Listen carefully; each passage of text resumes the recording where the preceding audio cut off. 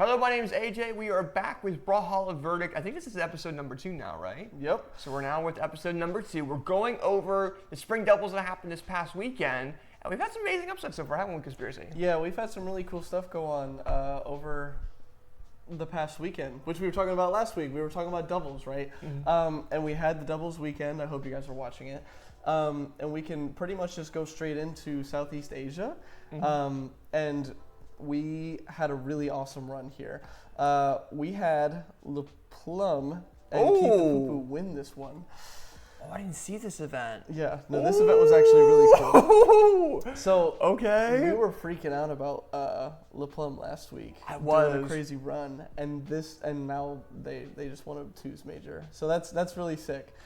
Serenity and Tax Evasion getting second place, and then Himway and Aram getting third, which I feel like. Yeah. I don't know. The team with Himway to me seems like the team that's going to win. So them getting third too is pretty awesome. But they beat them in winners final, and then they got third, which is actually crazy. So looks like Serenity and Tax Evasion made a crazy losers run. We can actually look at that really quick. Yeah. Let's see how far back that losers run goes. Was there any insane upsets here? So they lost in winners quarterfinal, and they went down here to losers round 4. And that's when their losers run started. Jerry K and Ira losing the Urahara and Vader, which, by the way, Urahara did very well the last one's event too. Oh my gosh, they did too. I saw Urahara doing insane. But we saw Urahara actually go pretty deep into top 8 with Vader, but losing 3-0 to Tax Evasion because Tax Evasion and Serenity were going absolutely insane that tournament. Yeah, Game 5 right here as well. Well, and remember we had the issues with Tax Evasion playing Southeast Asia last event for singles. They had that problem where they didn't let him play. Yep. So now they're back, and SEA, they got that all figured out. Yep.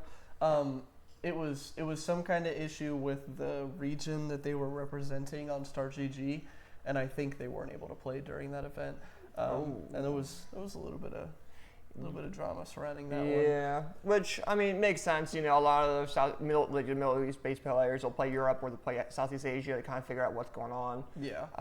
But I think they just didn't let admins know, and admins were like, okay, what's going on? Yeah, they probably maybe a bad decision on either side. Something could have happened on either side. But it's completely fine because it looks like they got second place. So yeah. They definitely made up for it. And see, when it comes to doubles, we haven't seen a lot of doubles events, right? No, we haven't. It's like this is the first, I think, do we have a Winters one for doubles? I think we did. Yeah, we did. We've had one other doubles event. Yeah, but there's been no communities out. I don't think Samik's been doing doubles. He's been doing ones. Most of the tier 1 guys, like we talked about last week, have been doing ones. So now we have Southeast Asia coming in, and now we're kind of seeing the doubles teams because we don't know who's teaming with who. Like Le Plume and Keith is crazy. Is really cool. Like we'd know who the typical teams are, but we haven't had enough twos happening recently to really know who the teams are. And it's just really cool. This is just such a cool team. Yeah. I'm really happy to see this one. But congratulations to Le Plume and Keith the Poo. Yeah. They did amazing. Serenity and Tax Evasion had an amazing run as well. We had Puzzles get top 8 as well. Puzzles and Sakuya. They had an amazing run, but we had some really cool stuff out of Southeast Asia this week. Yeah, and Urahara, Vader. I mean, Urahara has been doing well. Vader, I've heard a little bit over the past couple events just from us reviewing them. Yep. For ones, I mean, Puzzles is Puzzles. I mean, you and me have both known Puzzles for a while. Yeah. Vortex Sire, that's a team I would assume that would have gotten top 3 or top 4, based off of how they're kind of advertised in Southeast Asia. But they got 5th, and then Sky was a COMR. I have no idea who COMR is. I don't either. But I've kind of seen their name here and there, usually in top 32s, but I haven't really seen them hit the top 8 side. So that's probably pretty big for them. And then you have Pungyo and Hall. Actually, Pungyo is keeping consistent top 8. Ones and twos. That's awesome. I'm glad to see that.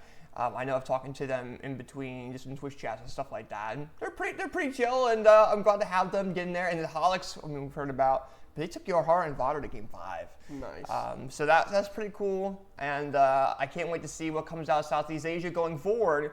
But, we're still getting the rhythm of things. We're still getting the doubles out of the way. We're going to see a lot more doubles events going forward. And what we're going to be seeing a lot more doubles going forward is in the main 3 regions that Brawlhalla tends to sponsor or run events for, which is South America, Europe, and NA. And now we're going to talk about South America. Which was an amazing tournament. Was it really? Oh my goodness, this was so much fun to watch. I just love South America. I love watching their gameplay because I feel like they're the most entertaining right now. Yeah.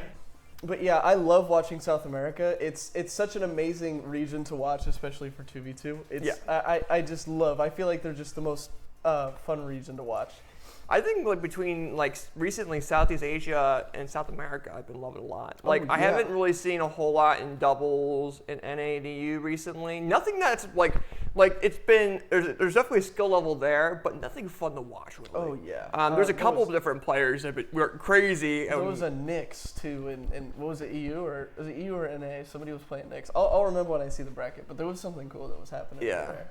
But anyway, back to South America. We have Wes and Vem Tequilo taking the W here. Now this is really, really cool for me, just because I'm repping this good little boy, and Wes and Vem are my boys. But this was an absolutely amazing set to watch.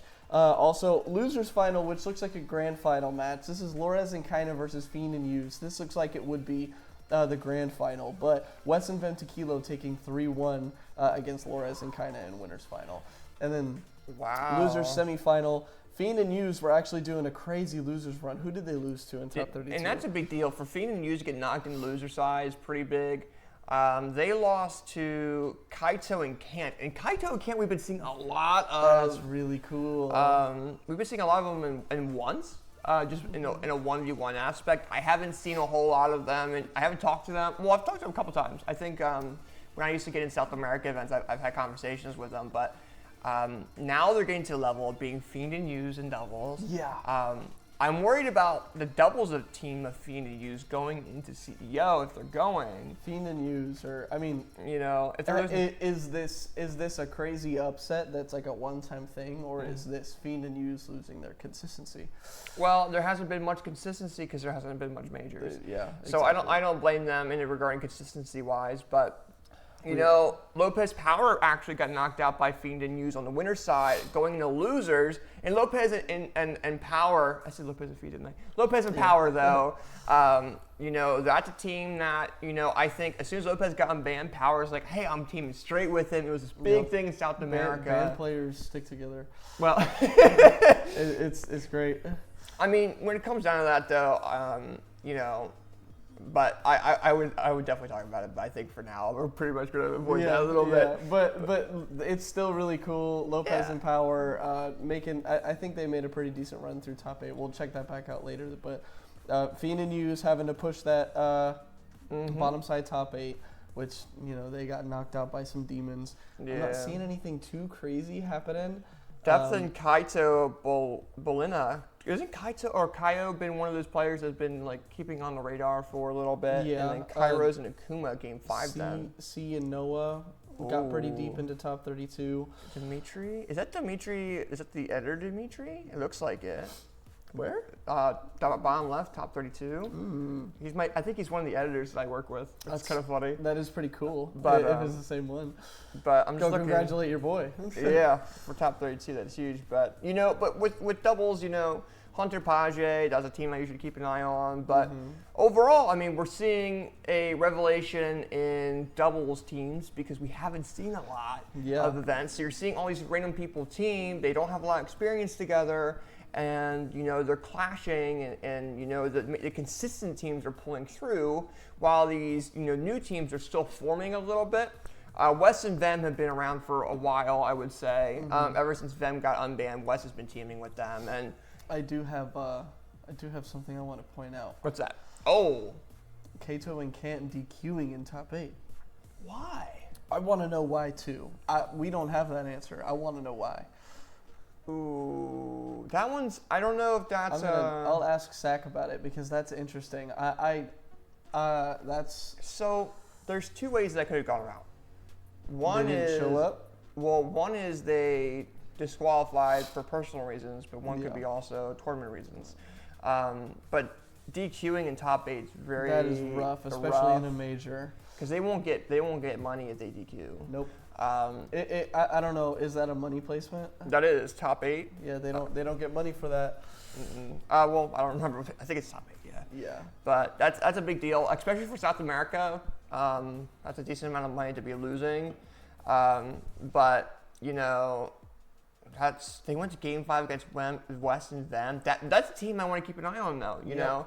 I think they realistically could have beat Sack and Reaper with how they went against West and them. They probably would have gotten top 4. They probably could have really gone far, actually. Yeah. And that's sad to see. But either way, West and them taking that event. Yeah. Those are my boys. I heard about that. Proud of you guys. I heard about that 3 hours after the event because I worked on that weekend. Yeah. For in my in-person job there. And I come back and I'm gonna call at the SIB server. I was talking to him earlier. I'm like, we were all freaking out. They were freaking out. I came in and I'm like, oh, they won. He's like, well, no shit. I'm like, well, thank you for the reinforcement there. But no, when it comes down to South America, we're gonna see a lot more of them going forward. But doubles right now, we're not seeing a lot. I don't know how CEO is gonna go. I don't either. I don't think we're gonna know until the practice community events or those community events going up into May and then early June are gonna really kind of detail that, which is why I like community events because it kind of shows what to expect as CEO. Yep. But with South America, that was South America. But Europe actually had some interesting teams going into it as well. But it's still good old EU with Godly winning. Yeah. We're still on the same trope of Godly just winning every event. But it looks like Blaze and Godly took a swift 3-0 against Acno and Knees. That was super well, they clean. lost some in Winterside. They did. Yeah, Winterside they lost. They lost on Winners Final, but they came back up and it was just no clean. problem. Yeah. But Saphir and Jakey going insane. They went really, really far in this tourney. Saphir and Jakey, they're turning out to be a team that we need to start looking at. Well, and they've kind of been a team that we've been, players that we've been seeing doing very well. And, Saphir is relatively nice when I interact with them. I haven't really talked a whole lot of Jakey, though. I haven't either. But now we're seeing, wasn't the last time Golly played doubles? Wasn't he playing with Knees? If I recall. I don't remember. Oh, it was Golly Blaze. So they've still been yep. So they're still a team. And what was cool watching this tourney is that Godly was on Taros most of the tournament. So Godly was on Taros most of the tournament, and then I think he switched off to Rayman. I think. And he got on a call with the casters at the end of the event. And he was basically like, I was on Taros because I think Blaze and I just needed to figure ourselves out. Like, we just needed to figure something out. Like, he was, like, almost frustratingly talking. And it's so funny to hear him talking frustratingly when they just won the event. But he's definitely got a hard fist on the expectations for the team. So it's cool to think about. And I think there's a hard expectation, but also he realized how much work they're going to have to put in for the Royale. Yep. Or I'm sorry, CEO, because Royale's ones. That's a big deal, and it's a lot of money online. It's 100. I think it's like 125,000, or it's like 250,000 for that entire. It's a big event. Yeah. So that's a lot of money to have online, and I think Godly's thinking of the lands rather than the online majors, kind of thinking of them as practice leading into it, and. I mean, that's how he has to view them. He's been winning all of them, Exactly. So he's been doing well. Acno and Knees teaming and, took winners finals. They did pretty well. Saphir and Jakey, you brought up, that was definitely a good point there. Yep, Saphir and Jakey getting that far is something we need to start paying attention to. But I love looking at who made top 8 here because there are some names we don't normally see. We see Pavelski and Sarme getting top 8 now. Obviously, Pavelski and Sarme are good players. They're good players, right? Yeah. But them getting top 8 is nice to see because that's something we used to see back in the day all the time. So it's cool to see him come back. I'm happy. Now, Heartbleed and Cap, that's one we don't see often in top 8. Pilot Gonium. I know who that is. I have him on Discord because it was funny enough because as soon as he got that top 8, He asked me for Moose Wars avatar. Nice. So, which don't get me wrong, I'm probably going to send him one because Yeah. he top 8'd. He But messaged me that's- last night. But that's another one we don't see in top 8. So let me find his name. I gotta find the name now. His name's Drac on Discord. nice. He's like, oh, I got top 8. I'm like, okay, great. That's but, awesome. But also, Monier and Dejester's a new team from Yep. Winters. If you go back to spring doubles for Europe, I don't know if it's for winter doubles. I'm sorry. For winter doubles. Yeah, right? Coco Monier team was got Coco. second. Yeah, it's like, well, Coco doesn't really play much, right? Right. Coco and Spyrox both kind of just stopped really playing the game because Did he- Coco and Spyrox were like the two, like that was a team. That was a team awesome. of the ages, dude. Coco and Yeah. Spyrox, but I think Coco and Spyrox finally split up, and I think both of them don't really play the game very much anymore. Yeah, and I think a lot of it is, a lot of the Brawlhalla top players have been playing for 5-7 years. Oh yeah. You get bored of the game after a while, and which I understand. You're gonna see that the player base rotate in tournaments, and now we're seeing Monier and Digester. They got 4th in that event, going to Game 5 against Saphir and Jakey. And Marker. This game, I needed to talk about this one. Yes. Saphir and Jakey versus Monier and Digester. The only reason that Saphir and Jakey won this was because Monier and Digester threw a 2v1. It was Really? it was game 5 last stock. Yes.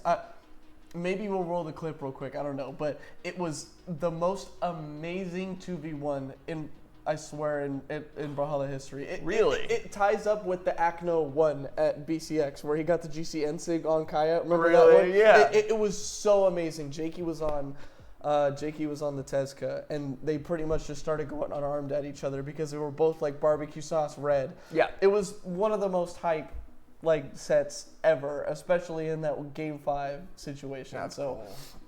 at the very least, that we'll figure out how to pass that clip somewhere. But that was such an amazing clip. It circulated on Twitter like crazy. Like somebody posted it and said, "This is one of the Brawlhalla moments of all time." And it got like 1,000 likes. It was crazy. It looks like I haven't been on Twitter very much this past week yet. That's crazy. It was an amazing Brawlhalla moment. That was a really, really good set. And that made me, when I was watching that, I realized Jakey and Saphir is a team we need to pay attention to. Yeah, and I'm glad to see, especially Sarme Pavelski, we talked about it a little bit. I talked about this last week of Sarme saying BCX was his last land. Yep. And now because his placements weren't consistent. And, when I talk to Sarme in person, they have genuine interest in the game more than a lot of players do. Yep. I mean, you're willing to fly from Europe, for Christ's sake, to go over to NA and play. Yep. And then also Pavelski getting top 8. Everyone on YouTube's going to be happy about that. Pavelski getting a top 8 on Major. Oh my God. Let's go. Yep. And Pilot and Taya, we got a new doubles top 8 team, and I don't know much about them. Hertzbleed and Cap, I know a little bit about. Hertzbleed because we know in ones, but Cap, I remember I did a Europe event. I think I did it in partnership with Bearded Brawls, and it was the Bearded Moose, and we had Cap there. And I remember Cap specifically because his profile picture was some mafia boss. Nice. And that was how I remembered him, was that picture. But they're very nice guys, and I'm glad to see, players getting top 8 that I recognize that are getting these top 8s that are consistent. And they're getting better slowly. They're getting over better. time. Well, and they also have a little bit of personality if they want to maximize them. Yeah. So, with Sarme Pavelski in top 8, that's a fantastic team to have going around. And Marker and Razox, I know Marker a little bit. I don't know much about Razox. But Marker definitely. Marker is known to be the passivest EU player ever. But getting top 8, awesome. Super happy for them. Everybody's been rooting for Marker. But this whole tourney was awesome. Blazing Godly taking the W, of course. Just more teams we get to look at for CEO. So it'll be really cool. But we got to talk about North America. And North America was actually... that was my favorite. That was so North good. America was pretty good. North America was actually pretty good. Balloon Boy and Hideaway getting second place. Everybody here was rooting for Balloon Boy and Hideaway to take that W. I know it. I was actually really upset. Balloon Boy and Java were in a one-stock red 1v1 at the very end of the grand final reset game 5, and unfortunately Java took it over from him. We all wanted Balloon Boy to take that W, That but was so sad. I was streaming this, and that entire night I was just like depressed because Balloon Boy cares a lot about Brawlhalla. He's very consistent. He's probably like we talked about last week. He's the nicest guy I would say in Brawlhalla scene. yeah. And he beat Experience Zen. Hideaway said he was going to quit.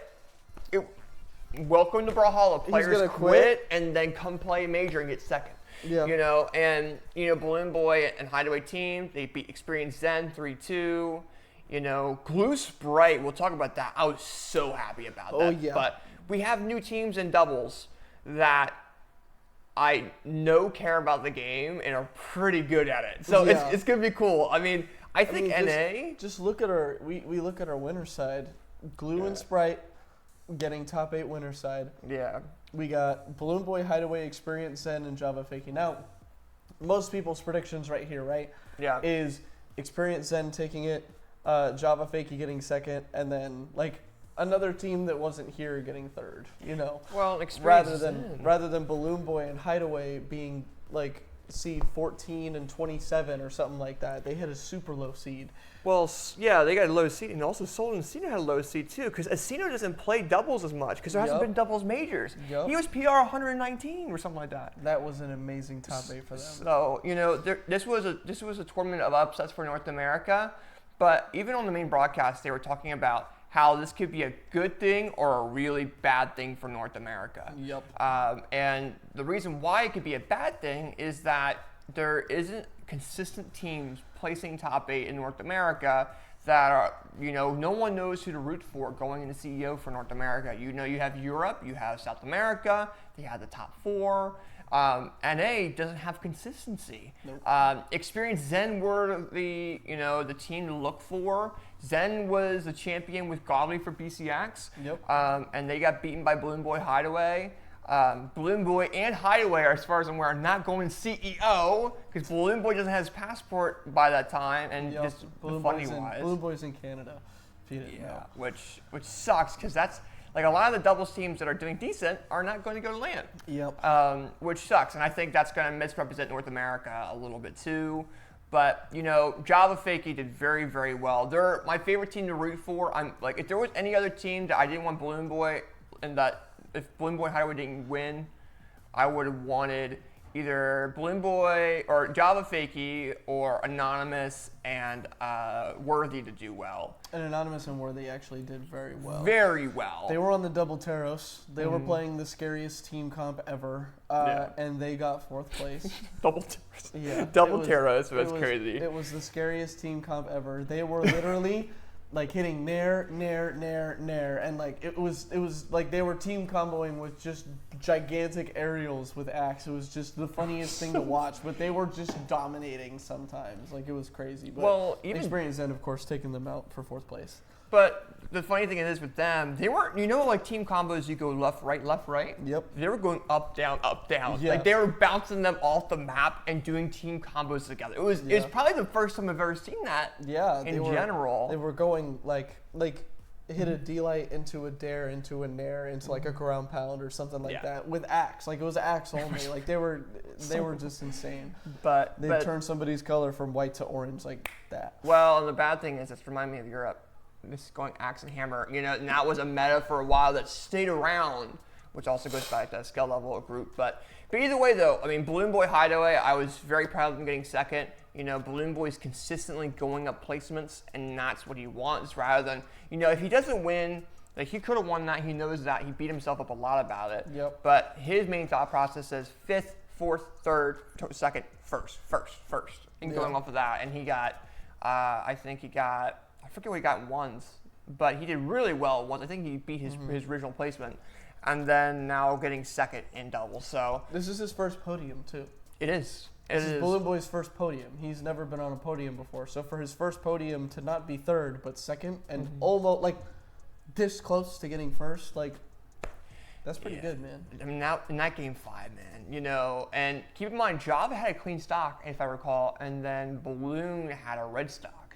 And Balloon knocked Java all the way down into the red, and it was that 101, and we talked about it already, but, Balloon Boy and Anonymous are my boys that I like to keep up with in North America. But, that was just top 8. We had Bunny and Halo get top 8. Oh, yeah, we had Bunny and Halo get top 8. That was cool. Soul and Asino getting top 8 as well. Guichbo and Truckstop. Guichbo's obviously the most recent major winner. Yeah. Truckstop's just a consistent twos player, but they ended up losing to the Double Darrows. Yeah. That was amazing. But Glue and Sprite, man, I can't talk about them enough.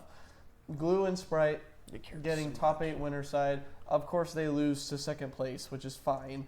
Getting into top 8, they earned their spot in top 8. Yeah. Those two have been grinders for a very long time. They earned that spot, and I'm really proud of them. Well, and Glue is one of the Moose Wars. Actually, he's one of the Moose Wars guys for the Moose Wars team. Sprite's my boy. Yeah, and Glue is one of those players that I know was going through there was a time recently where they were going through a really rough time personally. Yep.